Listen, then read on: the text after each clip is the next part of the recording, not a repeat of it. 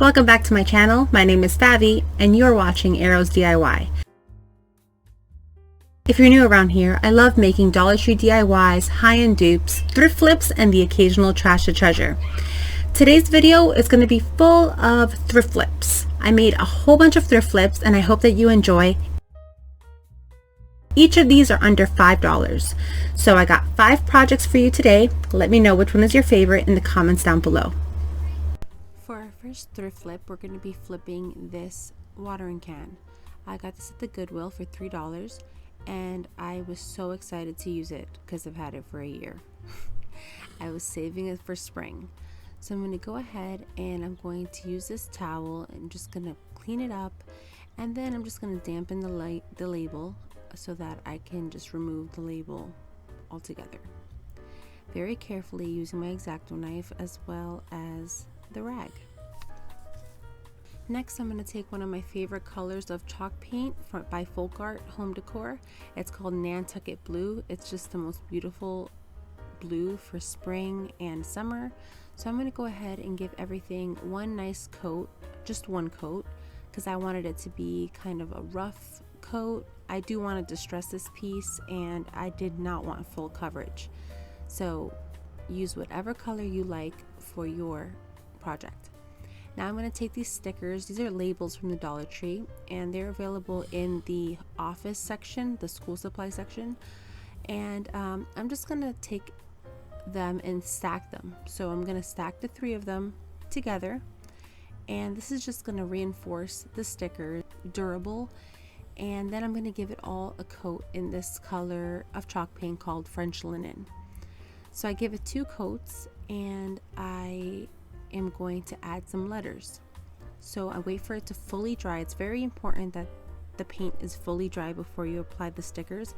That way you don't peel up your paint when you try to remove the stickers in case you need to fix your positioning.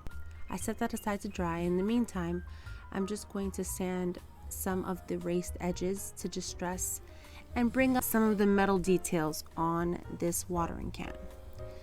So as you can see, I'm just using some sandpaper. This sandpaper is from the Dollar Tree and it's an 80 grit. And I'm just going to go back and forth and just distress all around this watering can, all the edges, as well as catching any raised details on this watering can. And I go heavy on the distressing because I really wanted to accentuate these features. But you know, if you don't like distressing, leave it out. Just do what you like. And I hope this video is full of tons of inspiration, ideas that you've never seen before, and just have fun with your home decor. So now I'm going to go ahead and, as you can see, I hit the bottom with the sandpaper as well as the edges all around the spout of the watering can. And once I was done with the distressing, I just gave everything a good wipe so that it was nice and clean and not full of all that dust from the sanding. So now we're going to work on the label and it's fully dry, and we're going to use these stickers from the Dollar Tree. These are just some black letter stickers. You could also use your Cricut if you want to. I just like offering different options for my viewers, because not everyone has a Cricut. I do have a Cricut and I will use it one day. Alright, so I spell out the word on my work surface so that I can see which letter is in the middle, and I start with the letter in the middle of the word. Now we're going to spell out the word flowers because that's what I want my watering can to say. Your watering can can say whatever you want it to say. I just figured that flowers was really nice since I'm going to fill it with flowers. So I'm going to go ahead and position this. I use my X-Acto knife to help me lift up the letter and kind of position it exactly where I want to. Since I only gave this sticker 2 light coats of the chalk paint, I was still able to see the line from the original label that helped me line up all these letters. Once all the letters are in position, I just gave them a nice coat of the same chalk paint. And I just wanted to distress it a little bit so that the black wasn't so stark. But if you like a clean finish on your farmhouse decor, you could totally just leave it black.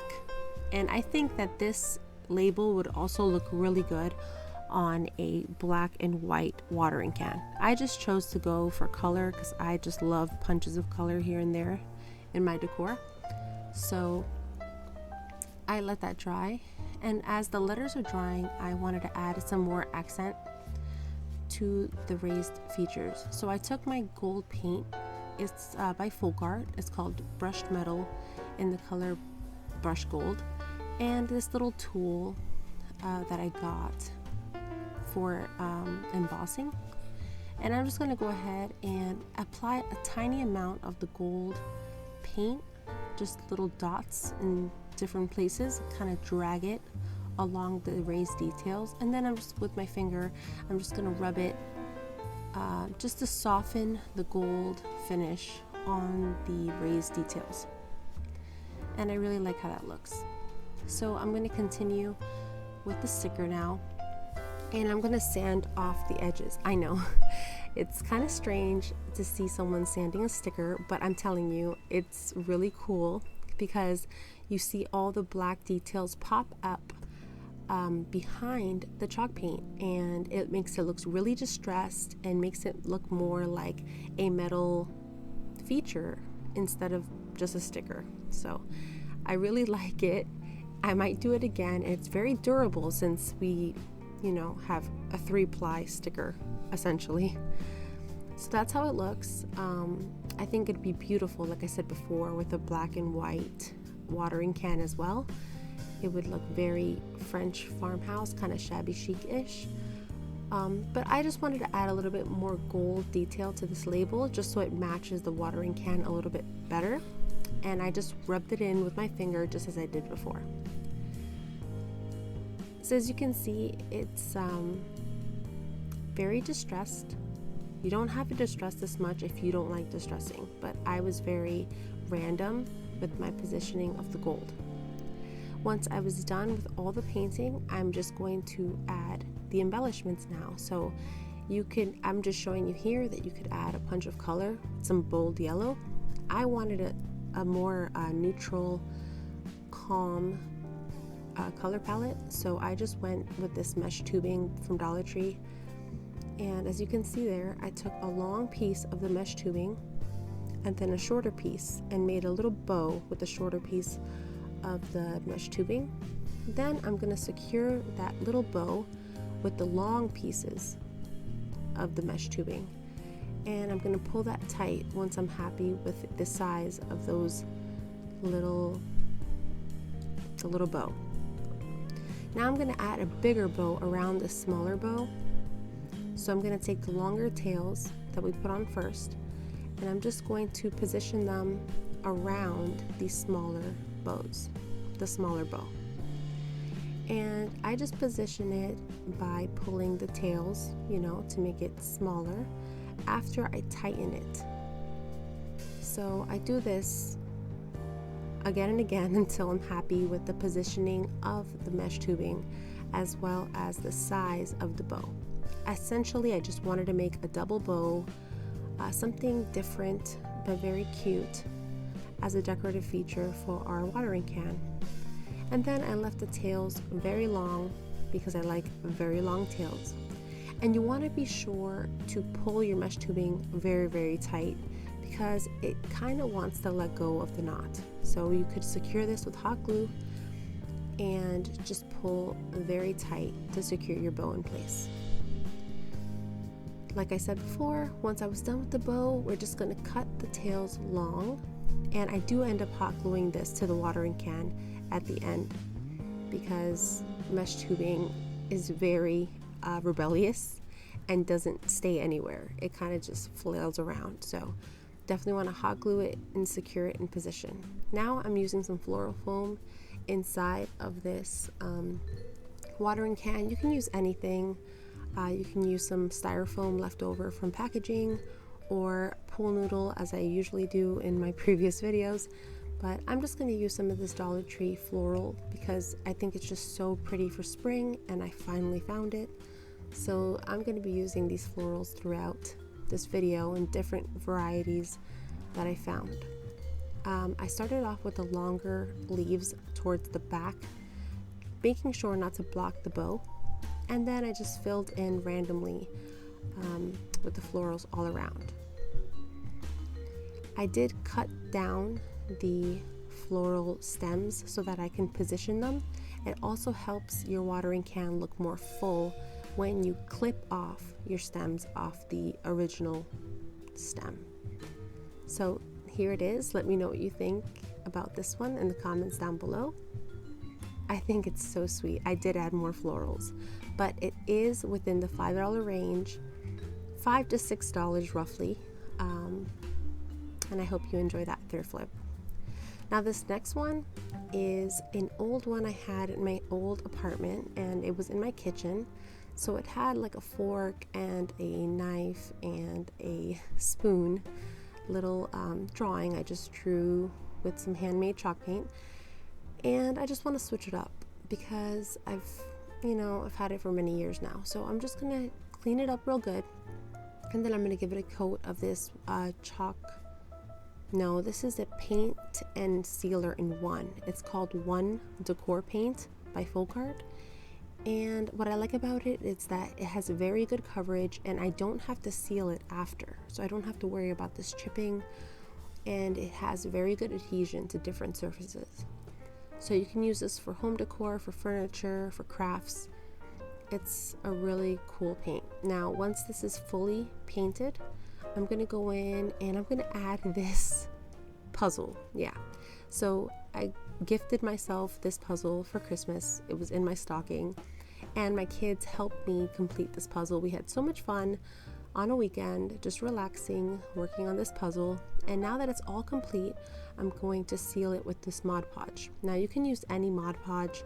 I'm using the outdoor Mod Podge because I'm planning to put this in my kitchen, and the outdoor Mod Podge is very durable. So I don't have to worry about steam or vapor or any changes in temperature affecting this particular piece. And while that Mod Podge is drying, it dries clear, but when you apply it, it's kind of like a cream color.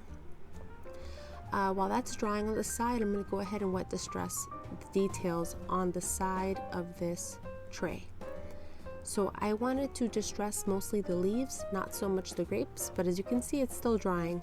I'm going to take a rag and do the same thing, a dry rag, and I'm just going to wipe off any excess paint on the raised details on each end of this tray. And as you can see here, the puzzle is now clear, which means the Mod Podge has somewhat fully dried. It's still a little bit wet, but this allows me to detach it from the box. Now, it's important that when you apply the Mod Podge, you don't let the Mod Podge spill over the side of your puzzle. It would be very hard to remove from the box. But I'm using this tool called a bench scraper. It's found in the kitchen section of Dollar Tree, and I only use this one for my crafts, so don't worry, I don't use this one in my kitchen. But this is very handy for removing the puzzle in any spot that gets stuck to the box. Now I take the tray once everything's fully dry, and I'm going to line it up to the edge of the puzzle, and I'm just going to cover the portion that I want to keep and display inside this tray. So once I position it, I mark it off with the pencil, and then I cut it. It's very easy to cut, and as you can see, the puzzle's staying all together like one piece. It kind of feels like poster board to cut through. It's very simple.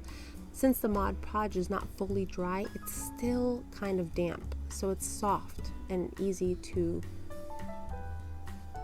cut. Now, as you can see here, I'm just going to cut off the rounded edges, and I'm just going to use my scissors to do that for each of the corners. So once all the corners are cut, I just have to make sure that it fits nice and snug in the middle of this tray. And I only cut the two sides that I've cut this entire time. I leave the other two sides original to the puzzle so that it's nice and straight on 2 of the edges, and I only have to worry about making 2 of the lines nice and straight. Now, Dollar Tree has a series of puzzles. It has a bunch of beautiful puzzles that have just come out ever since their price increase. So if you don't like this puzzle in particular, they have a lot of cool ones. I made another one that I'm probably going to use for another video, but it's more like of a vintage vibe on that one. So stay tuned, subscribe if you haven't already, because I have a lot of interesting ideas for home decor, some unique ideas, and I would love for you to hang around. Alright, so as you can see here, once everything was nice in position, I hot glued it. You could also use Mod Podge to make it more permanent. I did not want to make it permanent because we all know that I change my mind all the time with my home decor, and I might want to swap this image out for another one in the coming months. So now I'm just using some white wax by Folk Art, and I'm going to white wax everything. That way it gives a softer color and we still see the image, but not such a vibrant color. If you like the vibrant color, skip this step altogether. You could just put another layer of Mod Podge on there if you like. But I wanted to soften all the colors to match the rest of my home decor. I also white waxed the borders of the tray.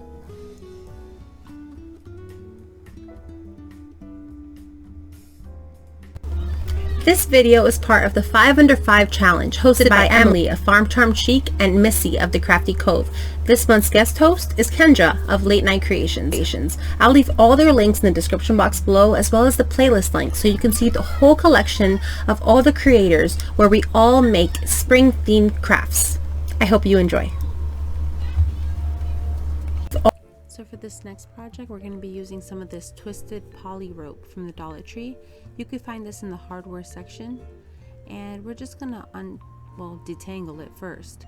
Luckily, I like to detangle things, so I enjoy little tedious tasks like puzzles and detangling yarn.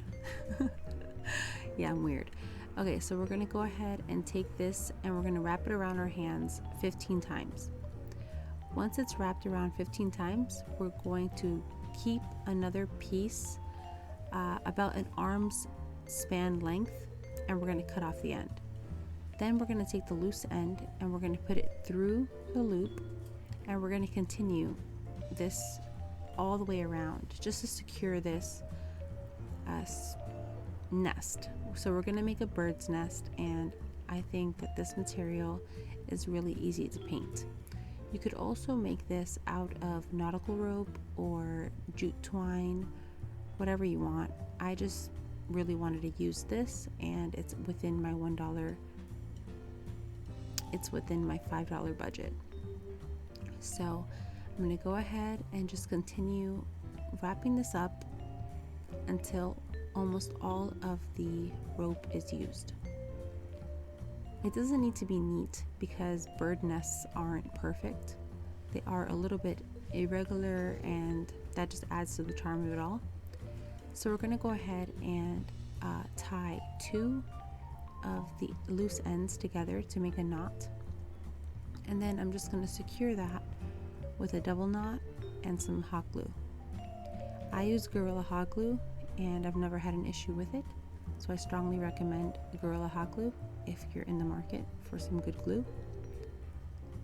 And once that's fully dry, I'm going to paint the whole nest after I trim this little excess piece off. So now I'm going to start with the same fresh earth color from earlier. We painted the tray the same color, and I'm just going to paint the entire thing. This is going to be our base color of our nest because I'm going to be using antique wax, and antique wax does not pigment well on this type of poly rope material. So that's why I opted to paint it first with this paint and sealer in one instead. So as you can see, I'm using a little skewer to just keep the nest in place as I paint and try not to dirty my hands so much. And once it's nice and dry, we're just going to go in and make a whole mess and just antique wax the nest. And I like the color that the antique wax gives the nest. Now we're well within budget, and we're going to be using this lavender pick from the Dollar Tree, and I'm going to go ahead and cut off every single stem off this flower thing. So now we're going to pull off the greenery off this lavender, and it's just going to be kind of like a lamb's ear. It's kind of like a skinny lamb's ear. Well, anyways, that's what I think. Lamb's ear is expensive, so this is, I guess, $1.25. Very skinny baby lamb's ear. I'm going to cut off little pieces of it and stick it randomly throughout the nest, just to give it a little bit of whimsy and some charm. And I think it looks really cute. You can use any greeneries you like. You could add anything you like to your nest. I just love how resourceful birds are when they're building their nests. They use anything and everything, and I think that's just why I love birds and their nests and mama birds and all that stuff. It's just so amazing, God's creation. And then I also used a really long wispy leaf as well, because birds use everything, so I am going to use everything. Now I'm going to take one of these egg picks from Dollar Tree. It's a foam egg, and we're going to go ahead and rip off the bow, and then I'm just going to paint it. So I opted to use this folk art color called Summer Sky. It's just like a light blue. Any light blue will do. This is the closest one I had to a robin's egg, so I'm going to go ahead and give it 2 coats. Once that was fully dry, I'm going to go in with some black paint and just give it a speckled look. So I put my brush in the black paint, and then I kind of take off the excess paint off my brush, and then I just run a skewer stick through the paintbrush a couple times to just give the splatter effect. You could also use your finger if you don't have a skewer, and you could also use a toothbrush if you don't have a paintbrush. A toothbrush works well as well. You just want to make sure you don't have too much paint on, or else it's just a huge mess. Now I'm going to use a little bit of this just leftover twiggy floral pick. It's this is from, I think it's from the fall stem. It was just in my stash, but I'm pretty sure it's from the fall stems. The one little flower, I forget what it's called, but it's like orange and red and very little with some berries on it. I'll link it below if I can remember the name of that little flower. But anyways, once that's all done, I hot glue the egg right in the center of the nest, and then I hot glue it to this thrifted candlestick. And that's my thrift lip for this nest. Let me know what you think about this one.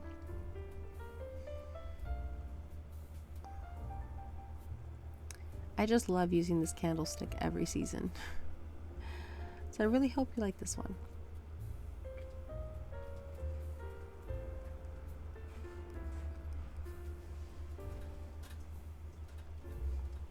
Now for this next DIY, we're going to take this wreath. I believe it was thrifted for about $1, and I'm just going to cut off all this fall greenery because we're not in the fall anymore.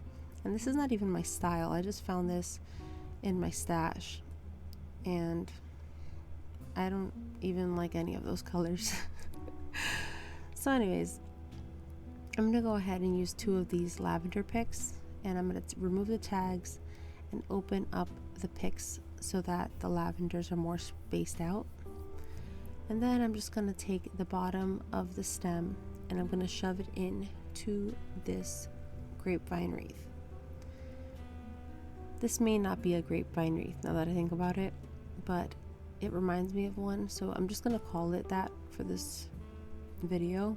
Let me know in the comments below if you know what this wreath is actually called, but it reminds me of a grapevine wreath, so I guess wood wreath, twig wreath. I'm not sure, but I'm gonna go ahead and just shove these lavenders, as you can see, on opposite sides, opening them up slowly, opening them up slightly.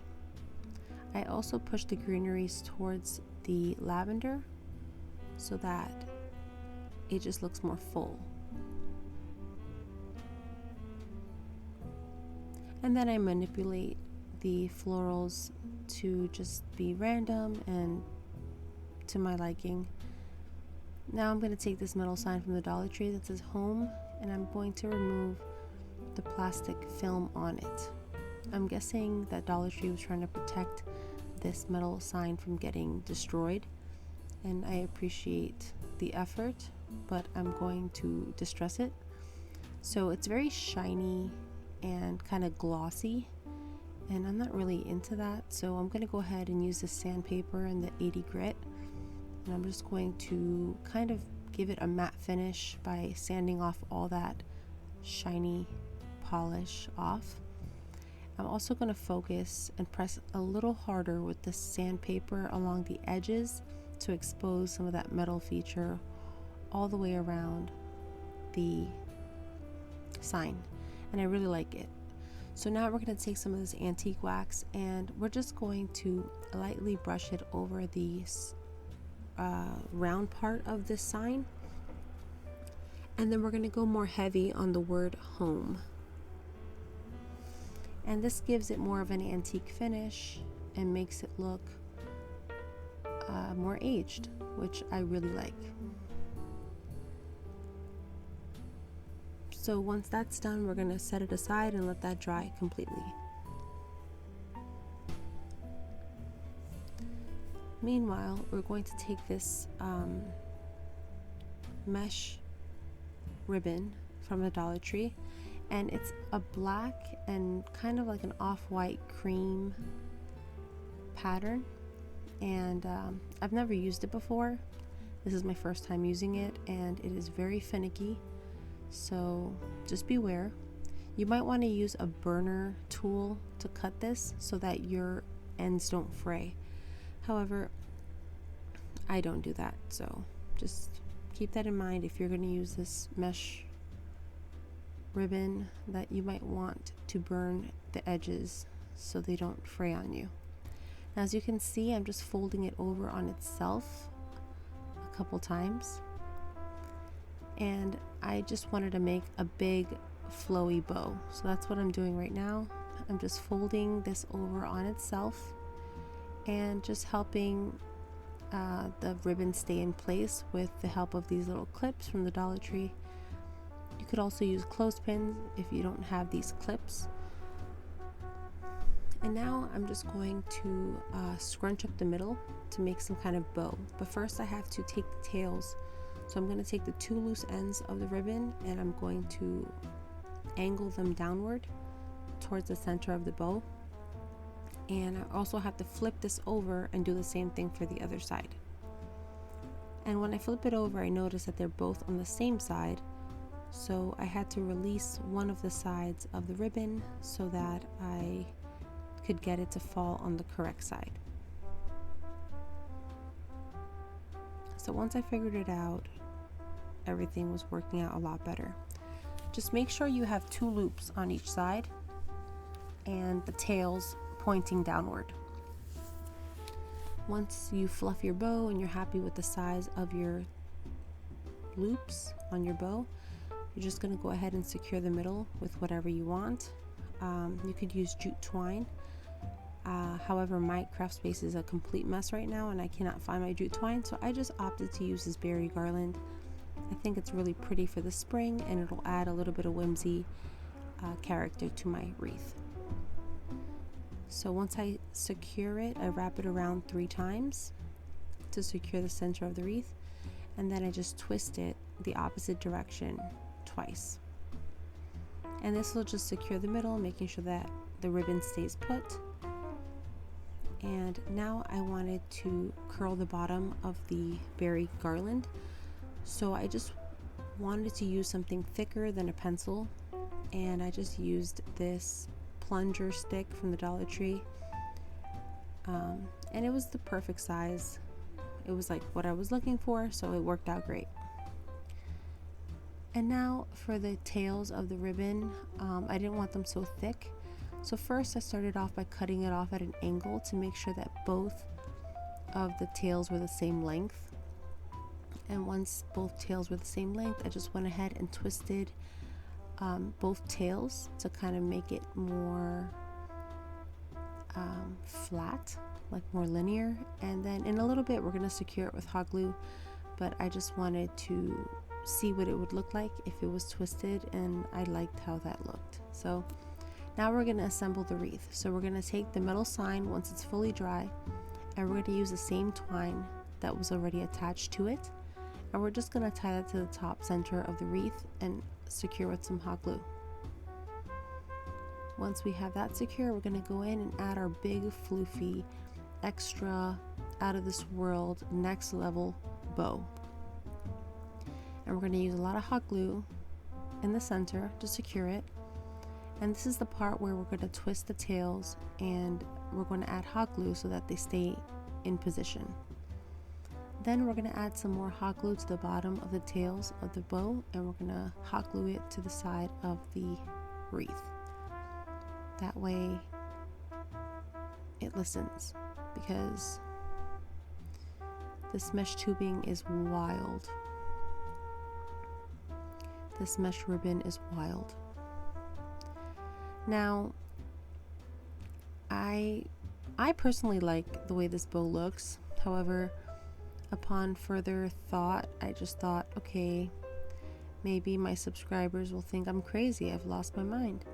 So, as you can see there, I was cutting the excess of the twine, and I cut the wrong twine. So, I had to go ahead and repair that piece there because I cut off the metal sign. So okay, as I was saying before, it was looking a little too whimsical, in my opinion, for some people. I was totally okay with it, but I just figured I might adjust it a little bit. So I decided to leave the second loop long, and I was going to fold in the corners of the inner loop of the bow. So that's what I did. I brought in the corners towards the center of the bow, then I hot glued it to secure it in place. So as you can see, I'm just taking the corner of the bow, and I'm just going to hot glue it to the center of the bow, and I do that for both corners of the bow. And you have to hold it for a long time because this mesh wreath doesn't really want to stay in place with hot glue. So you got to hold it for a really long time and use a good amount of hot glue, and eventually it will stay put. And this way you still get the flowy look of the this way you still get the look of the light and airy ribbon. However, it's more contained and more tamed. So let me know what you think about that one. Now for our final DIY today, I'm just going to be using this metal house, and I got this at the Habitat for Humanity a couple years ago, and I believe I paid about $2.99 for it. $2 or $3.99 for it, so well under $5. And I use it a lot in my decor. So I'm going to go ahead and take off some of this gold greenery, well, goldery. I'm going to take that off, and I'm going to give this whole thing a good wipe down because it's been a long time since I wiped this down. And I'm about to paint it. Now I want to give it a rough paint job just to lighten it up and give it a fresh look. So I'm going to use the chalk paint in the color French Linen, and I'm going to use a big paintbrush. Now it's helpful to use a paintbrush with longer bristles, that way you can get into all of the little nooks and crannies between the metal bars. And as you can see here, I'm just going to give it a rough paint job. I do want some of that metal to show through. I'm not going to distress it. I'm just going to give it a rough coat, one coat of paint. And when I'm painting, I'm trying to paint in all directions. So first I dab on the paint, and then I stroke the paintbrush across from left to right, and then I go backwards from right to left, and then I go from up to down and down to up. That way I make sure that I hit all of the sides of the bars and everything is fully equally painted. But remember, I don't want it fully painted, so you don't want too much paintbrush. You don't want too much paint on your paintbrush. Yeah, paintbrush on your paint. Alright, so I'm just going to go ahead, as you can see, and do the same thing all around, all the sides, the insides, every single nook and cranny on this house. Once it's fully painted, I'm going to go in and let it dry, and then I'm going to paint this little fellow. I found this at Dollar Tree, and I only found one, so he's going to get a makeover. We're going to paint him in this chalk paint color called Spanish Moss, and I think it's the perfect green for spring. Well, it's a perfect green for year-round, but spring for sure. After the Spanish Moss chalk paint is fully dry, we're going to go in with this white wax, and we're going to give a generous amount of white wax to this little frog. I feel like this frog is part of the family now. He needs a name, so let me know in the comments below. What should I name this little frog? Now, once all the sides of this frog are covered with this white wax, I'm going to let the white wax sit for a couple minutes. Then gently with a rag, I'm going to dab. Now notice that the chalk paint is kind of coming off, so I just decided to leave him like this. He has a white wax cloudy effect, and I was okay with that. I was afraid that if I continued dabbing, I was going to take off all the paint. Now, white wax does protect a paint job, so I haven't seen any more chipping ever since that. But just be very careful if you don't add anything to your ceramic frog before you paint it, because usually some people would want to add slick stick or some kind of Mod Podge to help the paint adhere to the ceramic piece.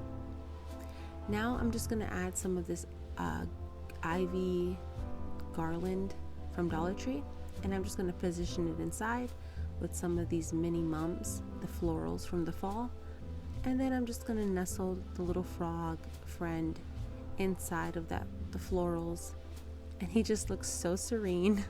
I love this little guy. Let me know what you guys think about him in the comments below. Guys, I hope you really did enjoy them. I had so much fun making them.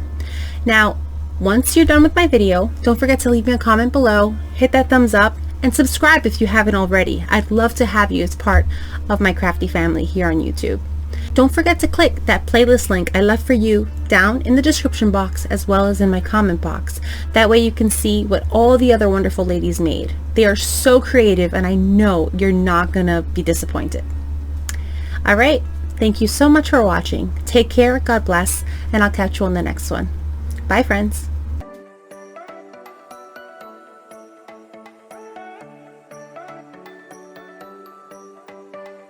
If you like this video, here's another one you might enjoy.